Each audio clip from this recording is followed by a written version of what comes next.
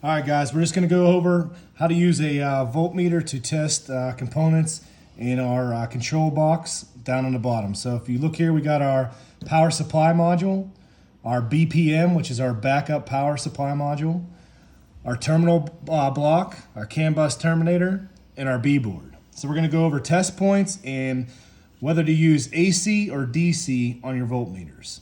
So quick reference, if you look over here at your voltmeter, if you see the volts with a squiggly line, that is AC. If you see on this side right here, the volt with a straight line or a dotted line, that's DC. So anything AC is power supply coming into our system, and then after it comes into our power supply module and goes into our components like our backup power supply module, our B boards, or anything like that, you're talking DC then. AC we work with on our controls, so whether it's our power supply module or our fan controls. So the very first thing we're going to do is test the power coming in to see if we have 120 volts to 500 volts.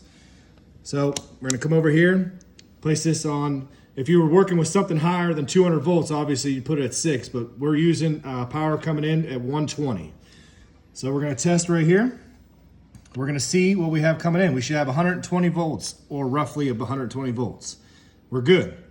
So after our power supply module, everything we're working on now to test these components is DC. So we have to come over here and swap this over to the 200 volt with the straight line or a dotted line going across. So the very first thing we're going to test is our backup power supply module. And if you notice right here, there's two little contacts here.